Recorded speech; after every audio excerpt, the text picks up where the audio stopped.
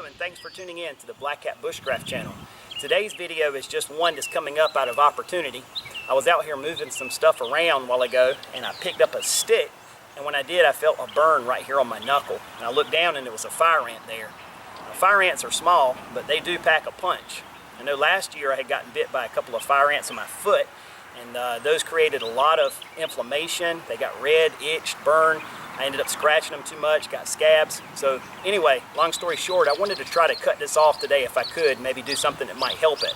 So I looked around and within 30 seconds or so I was able to spot this narrow leaf plantain. So I thought I'd utilize that. We often hear that plantain is a good astringent, will draw things out, and it can be used as a spit poultice. So I thought I'd demonstrate that today, just in case you are not familiar with the concept, or if you've heard of it but you've never seen it. Let's actually try it. All right, I thought before we get started with the demonstration that I'd give you a quick close-up of the plant. And there's a couple of different types of plantain that grow in my area. One is a broadleaf plantain, which I don't see much of around here. I have it a lot at my house. But this one is pretty prominent in this little area here, and this is what I refer to as the narrow leaf plantain. And the leaves are longer and kind of more narrow, skinny leaves. I'm going to pull one off here so you can take a look at it. Hopefully I can get a close-up. Hopefully I can get that in focus, and the sun is just right that it's casting a shadow. Notice the veins of the leaf, how they run very straight and parallel down the leaf. Right? And if you were to break this isn't a great example really, you can kind of see those veins in there. Sometimes you pull this leaf apart and you can actually see the veins. Yeah, there's one. Okay, hopefully you can see that. It's like a string. When you pull it, you can actually see the vein. It looks like a string in there. This leaf is kind of young, so it's still real tender, therefore those veins are breaking when I'm pulling it apart. But that's just a quick look at the plant. All right, here's a really nice example of the plantain. This one's very healthy. It's actually growing between two giant logs here, and it catches the afternoon sun. It's probably shaded part of the day. You can see how it all grows out from one central location. You can see those long leaves. Right, just to be in full disclosure, as soon as I got bit by the ant, I did go ahead and apply the spit poultice to my finger. So I didn't wait to shoot the video and go through this process before I treated myself. And I probably kept the poultice on for 5 minutes or so, maybe a little less. And honestly, it has already taken the burn and the sting out of that bite. So it really does work, and that's a big part of the reason why I wanted to share this with you. So what I've got here is just a couple of those plantain leaves, and I just kind of check them, make sure there's no dirt or bugs or anything like that on them. Not that it will matter particularly, but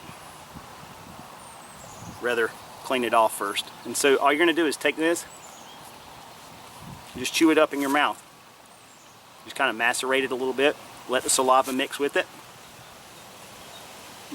Plantain is an edible plant, so if you swallow some of it, it's not going to hurt you. Nothing wrong with that. I've eaten it many times.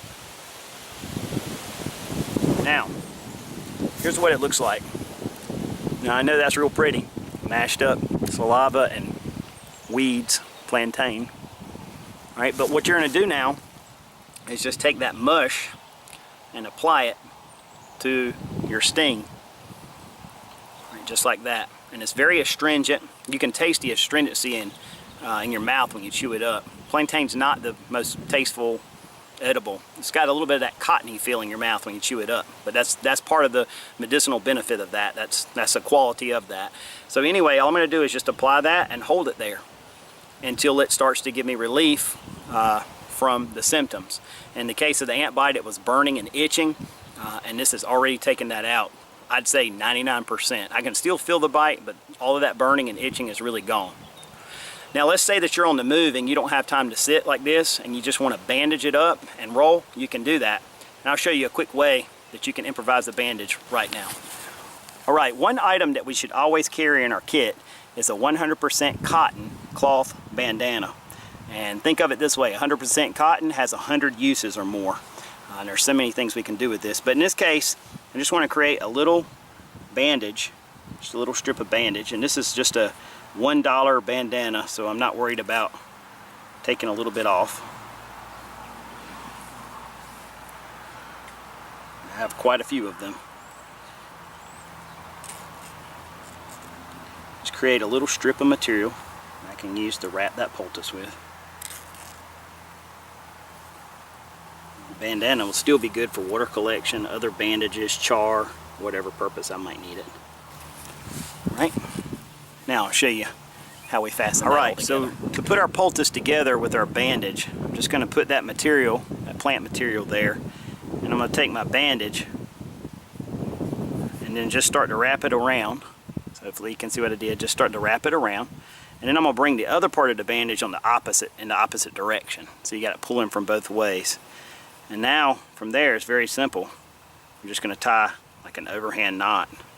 And that, you have to do that one-handed, so it's a little tricky, but not too difficult. And then we always have our teeth. And that's it. Now I can trim those edges, but no need. Just like that. All right, now that I have that bandage applied, I regain full use of my hands, and I can go back to using my tools or simply being on the move without having to manually apply that poultice.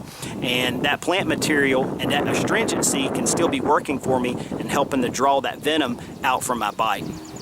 All right, well, I appreciate you guys taking the time to tune in for this quick look at how to utilize plantain as a spit poultice on an insect bite. A lot of times in the bushcraft survival community, we read, survival manuals and different books and stuff, and we always hear things like plantain as good as a spit poultice because it's astringent. And we know that, but it's only book knowledge until you actually get out in the field and experiment and try and see how well it really works. And it sounds easy sometimes to apply, a bandage to your finger, but then it's hard to tie when you only have one hand. So it's experimentation. The key is to get out and actually try it and see if it works for you. In this case, honestly, this plantain has eliminated all the burn and the sting from that ant bite. And I'm hoping that long term that those sores are nothing like what I had last year because of this little first aid measure that I've taken. I'll update you maybe in a week or so and see if that really does get inflamed like before.